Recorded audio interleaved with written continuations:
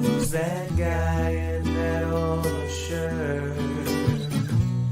Who must be the fence expert? Who's that guy in that old shirt? Who must be the fence expert?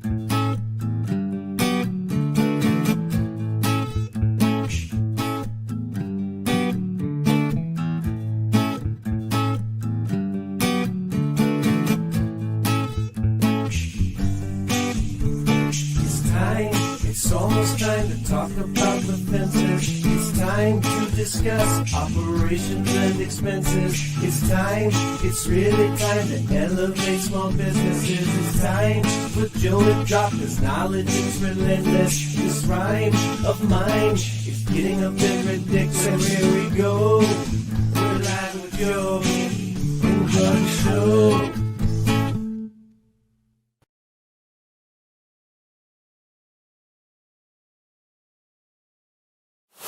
What is up, Fence fam? Welcome to the final live interview coming to you live from FenceTech 2025, Salt Lake City. It has been an incredible show. If you guys have been watching the interviews, you know there's a ton of energy in this room. There's a ton of people still in this room, which is pleasantly surprising. It's very surprising. It's a nice surprise for sure. If you guys are in the fence industry, if you follow my channel, if you just know fencing in general, you know exactly who I'm talking to. But Rachel, for the one or two people out there that may not have met you, a brief introduction. Well, my name is Rachel Cruzy, and that's like cruising in a car. Okay. You know, everybody sees how they to spell my name, and it's kind of hard to pronounce. They pronounce it. So his thing, no. So just think about it as cruising in a car, and then just put a long E at the end. So Rachel Cruzy. I've been with MySalesman for a long time now. This is my 10th FenceTech. 10th FenceTech. So second time back in Salt Lake City, 2020, right during the COVID outbreak. Right. The last time we were here, but we've had a great show so far. Good. Yeah, it's been pretty busy. So Wednesday, all my days are jumbling up, but Wednesday is when we started. An incredible crowd Wednesday afternoon through the show floor. Yesterday was steady. So it wasn't shoulder to shoulder, but as I was looking out, like it seemed like the booth stayed pretty full. It was a pretty consistent, steady crowd. Would you say that's accurate on your guys'? Yeah, that's very accurate. They were busting through the gates at Wednesday, so we were very busy on that. Half a day went really, really quickly for us. Typically, the second day is busier, but like you said, it was steady. Like it didn't seem busier than Wednesday, but it was definitely steady all day long. So, and we have a lot to talk about. We've got customers that we like to catch up with. So we literally the time goes so fast anyway. Yeah, absolutely.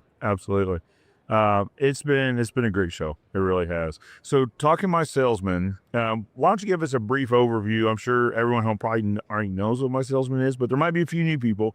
Can you give us a general overview of what My Salesman is? No, absolutely. My Salesman is that lead qualifying tool that sits on the front ends of your website. Matt created it because we're trying not to waste time, right? We want to be able to qualify our leads, make sure that we're going in the right direction when we meet with customers on site, that this is actually our customer. This is just the way to vet everybody before we go out. We plant a seed and we weed out the tiger gear. So yeah, I like to say weed and seed, kind of a garden analogy there. One of the things you're trying to do is avoid the conversation where you go out, you measure the yard, you give them a bid, say it's $8,500. Golly, I really thought it was going to be $2,000 or $3,000. I can't afford this at all. Exactly. That's 100% why Matt created the My Salesman tool. Yeah. And of course, it's not to ever take that salesmanship or that building a relationship one-on-one with your customers. It's just made to enhance the entire process. Yeah. So they both have a place. They both have a place. Both have a place, and and trust me, homeowners don't want their time wasted just as much as contractors don't want their time wasted. So it's a win-win for everyone. Well, and I tell you what, where it really came in handy was during the pandemic, where, in our area, you couldn't pass paper. You had to stay 6 feet apart. There's all these restrictions. And it really made in-home selling impossible. I mean, you couldn't go in the home. Right. Madness. It was. I mean, and I remember leaving here in 2020, heading back to Nebraska. We drove, and then the attendance was down because it was just kind of nothing had been shut down right at that moment. Yeah. But we were just right on the edge. So it wasn't the best show that year. So we got home and all of a sudden the phone would not stop ringing because it was really a lifeline to contractors, because it was the only way that they could really stay in business and be able to function and reach their customers. Yeah, for a period of years, that was our mandatory first step, is you had to go through the quote tool. And it was mandatory in the beginning because of the pandemic protocols. And then we just got so used to it. We're like, we're just going to stick with this actually, because it's good, right? So it's a satellite overview of the home that then you can draw on. And now there's a grid feature to where even if you don't see the home, you can lay it out. Or even if you have like OCD and you like perfectly straight lines, you put that grid switch feature on so you can just snap straight lines. Yep, exactly. And then you pick your style, you pick all your options, you add in your gates, you add in removal if any of those are applicable, and then it gives you a budget. So a lot of times when people were calling and say, hey, I really need a fence, because if you think about it, during the pandemic, everyone was stuck at home. I mean, they were working from home or they just couldn't go into their jobs. And especially the work from home crowd. If your new office is a Zoom office, well, you can't have kids running around in the background. You can't have dogs barking in the background. They've got to go outside. Well, now we're going to need a fence. And so fences were incredibly in demand. So how do we satisfy that without being able to hand an estimate over, without being able to have a conversation within 6 feet of each other? And that's where the My Salesman tools shine, at least for us. Oh yeah, and that's, I mean, everybody was staying at home, and all of a sudden they were getting money pushed into their bank accounts, and so everybody wanted a fence. Yeah. We couldn't keep up. Like, it was with our fence company, like literally everybody wanted a fence. So it was a great way that we could get information out to our customers before our on-site visit. Yeah. Well, and what we found too is that it actually lets you have that pricing conversation before any of your competitors are on site either. Absolutely. That's what we found out later on. When you could start going back and selling in the home, we still found it to be our competitive advantage that our process was they go through the quote tool. As long as the budget it shows you is within their budget that they're expecting, we would schedule an online phone call.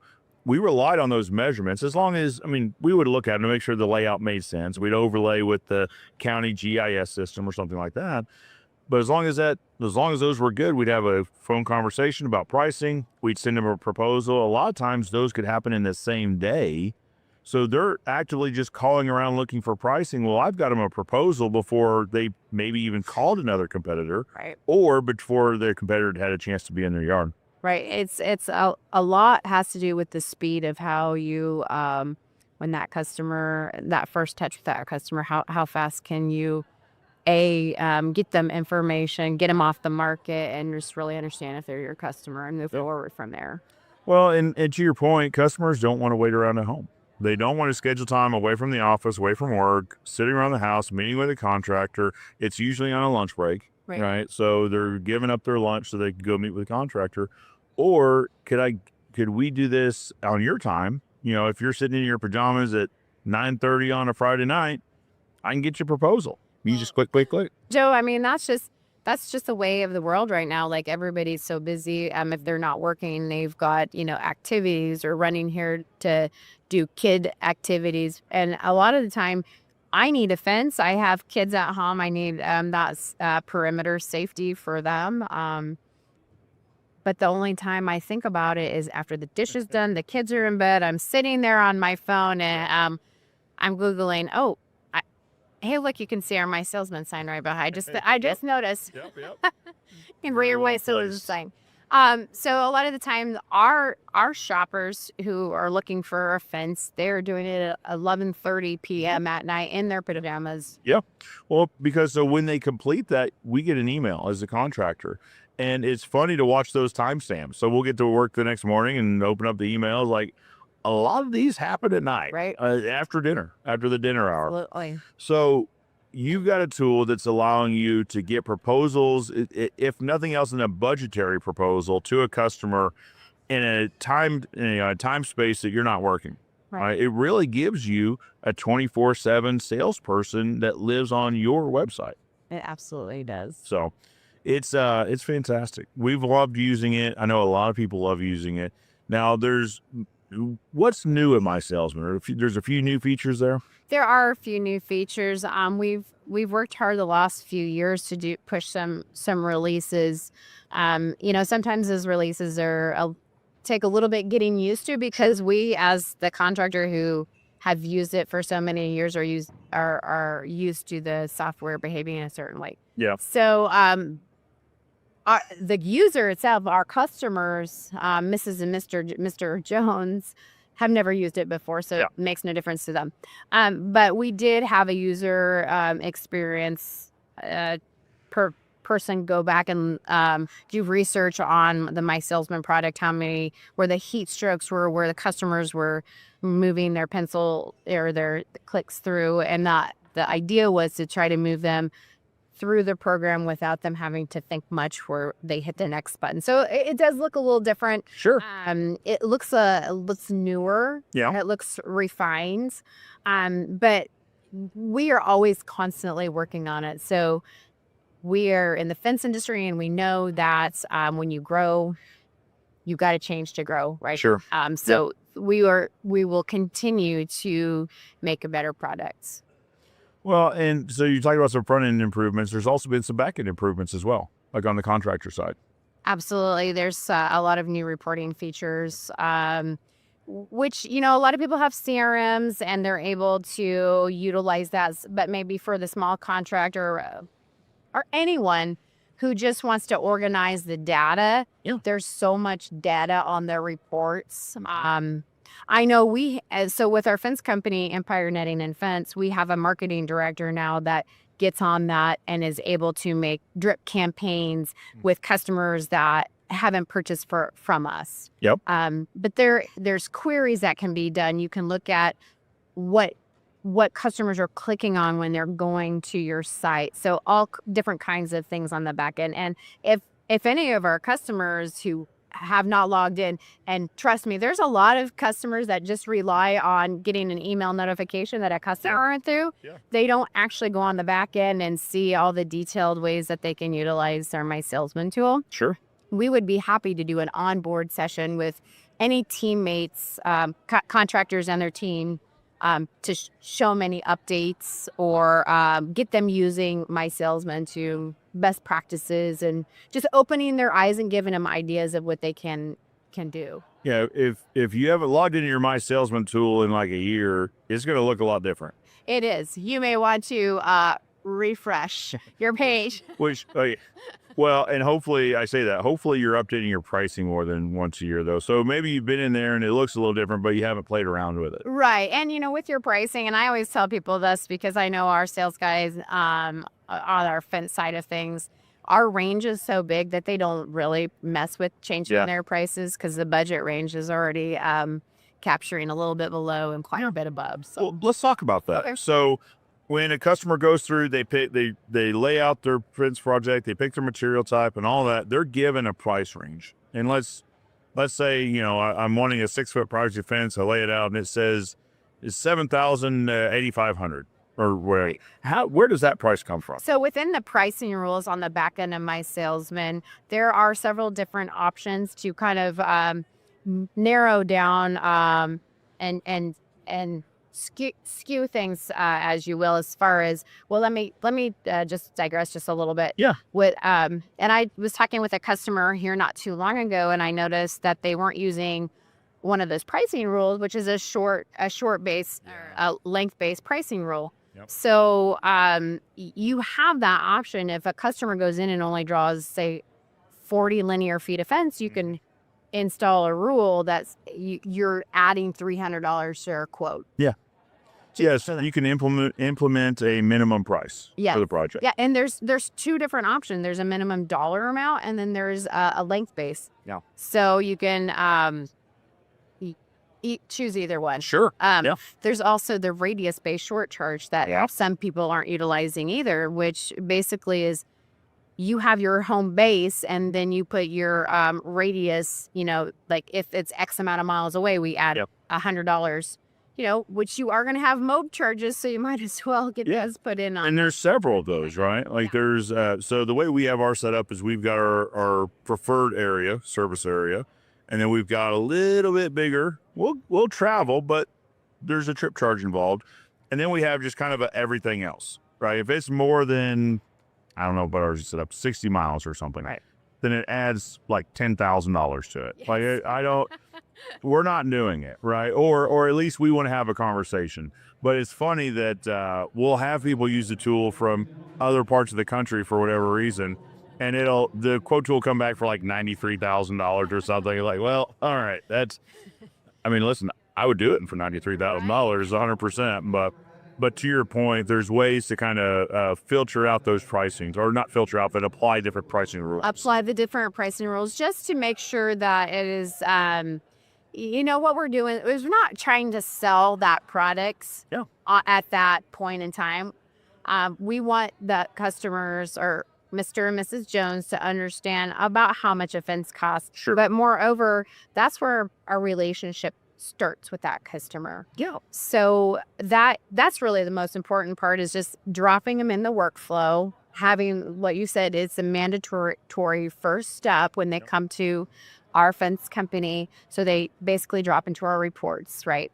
But we're also able to walk them through the steps and make sure that they understand that we're not trying to this isn't the exact price. And that's why I have the budget range on. Well, and the budget range is adjustable.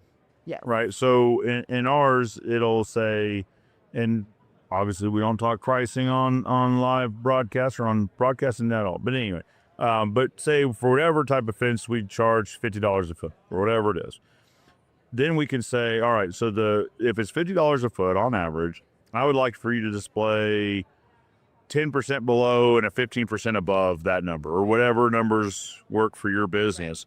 And that's how it gets that $7,000 to $8,500 range. Exactly. Excellent. And then you can change that. Like you can update your pricing, you can update your percentages. I like having less below than above. I like my number to end up closer to the bottom number than the top number. I think, and I listen to a podcast, so psychologically, if you give someone a price range, they justify the higher price.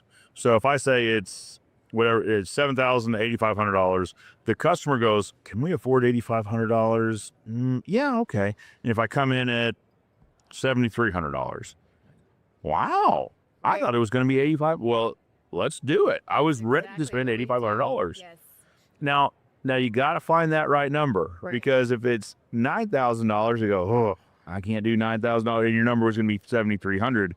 You likely lost a sale that you could have had a better chance at. And Joe, and to that point, when Matt with the founder of Empire, when he refers one of our customers that call, hey, jump online.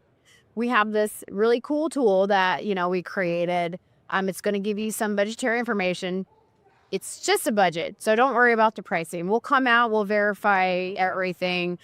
So he reassures people. Yeah. Like that's not our number, because we are at the bottom end of the number, because we understand that psychology and that. So we know when our team goes out and verifies the measurements and give that actual estimate to that customer, well, they were planning on probably getting the fence at the higher price anyway. Yep. So there's zero hesitation on writing that check and just pushing it across the table. Because they were ready to spend it. They were ready to spend it. Mm-hmm.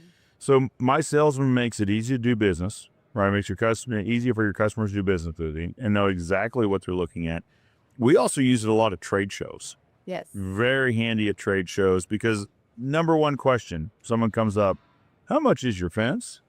Well, the answer is, well, it depends on what you want, where it is, and how much. So that's one answer. The other answer is, well, you know what? Let's see. If you got a minute, we can just draw this out. Now, here's a tip for you. We do it on a big screen TV, so they're seeing it, but also everyone else walking by seeing you draw. And I can't tell you, still, people are just amazed when you're like, all right, what's the address? Is that your house? That is my house. Is that my house? And they'll look at the neighbor like, that's my house. All right, well, is this the fence that's around your house now? Yeah. That's the one you want replaced? It is. Well, it's like magic. It's like we're working magic here. But then everyone walking by is also seeing that. And so something. And they want to turn. Yeah, they want to queue up. Right. Well, how much is it in my house? And it's doing a couple things. One, it's giving them an idea what it would cost. Two, it's also that's lead generation, right? We're also capturing information. We're also following up afterwards. Hey, if you'd like, we'd love to come out and finalize that number to let you know exactly where in that range we're going to come in at. I would be happy to send you a scheduling link if you'd like to pick a time. We'll come see you. How's that sound? And it works. It does work, and we have a option on. When we are collecting the contact information, we have that option on, hey, how'd you hear about us? Yeah.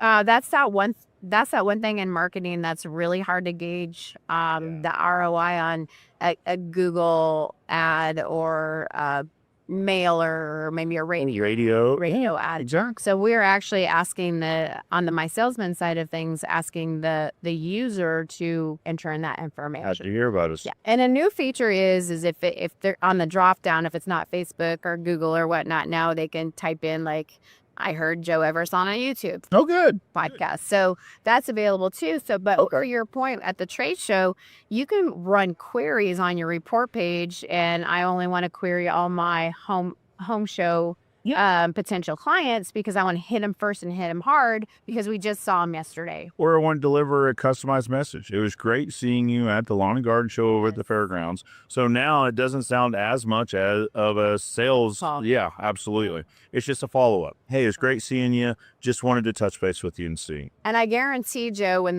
those folks were walking through that home and garden show, they probably did not walk away with a budget from any other company that was there. Well, they walked away with a budget. I mean, they reached in their pocket, got an email, and had all of your information and your budget range. And so, well, Rachel, that's not the case for us. oh, it's not. Because one of our competitors uses your tool as well. Oh, well, that's okay though. We like competitive. You know, we like But guys, so if you're at these shows, if you don't have anyone else using it, it's a great opportunity, because if you don't, there's a really good chance one of your competitors is going. Oh, I'm sure it is. But you know what? It's just like any other tool in the industry. If I'm using this new, pounder over here. Yeah. So is that guy. So is that guy. It's just like another tool in the toolbox. Well, and it shows you how useful the tool is. Right. When several companies are using the same one. And so back in the day, like one of the biggest obstacles with fence contractors, well, besides that, there was hardly any software. You're right. So software was scary. But one of the things is my competitors are going to know my numbers. I'm like, you don't think they probably know your number anyway? That's the thing is, oh, wow. Yeah. Hey, do you know your competitors' numbers? Well, yeah, I mean, I've got a pretty good idea. What are the chances they've got a pretty good idea about your numbers now too? Because we all have those customers that they'll take your quote and they'll slide it, or so your customer's quote, and they'll slide it across the table and they'll say, well, this is what so-and-so had. We're looking for the best deal. Well, all right. Well, now I know what my competitor's number is, and I mean, I feel like that happens all the time. But, there's a budget range, so they don't really know your exact number. And right. So, and like I said, that range is changeable. It can be 10 to 15%, or it can be 9 to 13%. So there's really not a great way of dialing in exactly what the number is. Exactly. So, and this is my response to other contractors, maybe wanting to possibly look at my salesman, and this is their question. And they're like, oh, well, they get my number and they share it with the next person. And then they're just shopping you out by price and come back and say, hey, well, you're $2,000 than this guy, and you $2,000 than this guy. And why is that? And that's when the fence contractor, the salesman, says, I am really concerned why that they are so low. I don't understand why their numbers are the way they are. So they're not your customers. If they're not looking for value and they're only looking for a price point, then they're not your customer. Yeah, the best answer is, man, I don't know. Why do you think? What do you think could be different? Right? I mean, if we're all buying materials from roughly the same places, I mean, there's not 100 suppliers out there. There's a few, but we all buy from probably the same group of people. And our labor force is from the same labor pool. So if those are the same, what could be different? Right. Well, then you let your customer come up with their own reasons on why. And then you're not the guy saying, well, I'll tell you why, because they use junk material and junk this. Anyway, but there's that concern of they'll find your numbers, but they'll find your numbers regardless. And that's where the salesperson really steps in and says, is this a numbers conversation? Because if this is a price-based conversation, I might have missed something anyway. We should be talking about quality, or we should talk about lead time, or we should talk about endurance and longevity, that sort of thing. 100%. And contractors, they need to adjust their thinking to that. Let's educate our homeowners and find out, this is what we do. Yeah. If you're not in tune with that, or you want to shop us out because of price points, you might be calling us in a couple of years to build a new fence. Yeah. But I think education is key to everything. Absolutely. And I think we also need to understand that there's more to the sale. You don't need every sale. Right. So industry average is like 30% success rate, which means you're going to hear 7 no's for every 3 yeses. And those 7 no's might be all in a row. They very well could be. So You don't win them all, but this tool gives you a better chance at winning them before your competitors, before your competitor even gets out there.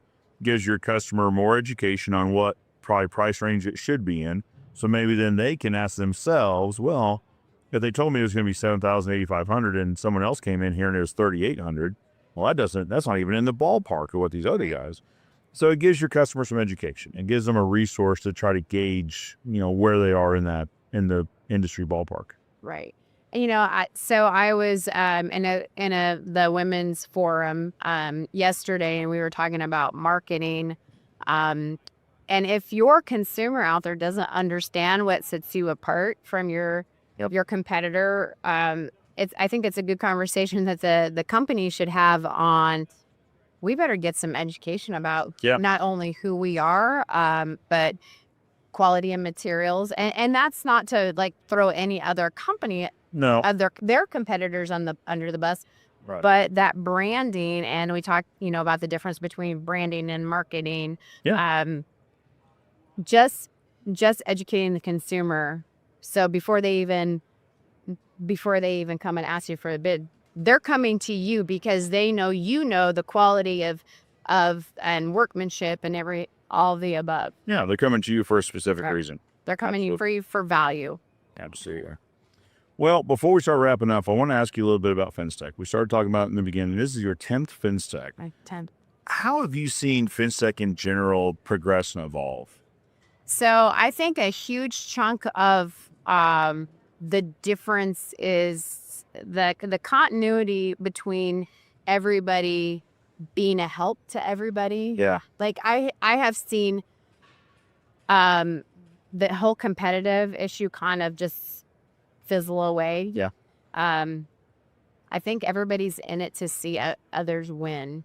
Yeah, absolutely. And you see that a lot with the vendors here. Yeah. Right. A lot of the vendors are helping each other. I forgot this or I forgot that. And they're here to help. Right. Understanding that makes the industry that we all operate in better. Right. And it's cool because you have this close knit industry and you're all distributed across the country. Yet you probably see each other more than I see Joe more than my own family. Sometimes. And Jim. So you really build really strong relationships with the kind of relationships that you go out and hang out and watch some Utah hockey. Utah Hockey Club just absolutely stomped the Wild. They did that last night. Yeah, that was a lot of fun. It was a great time.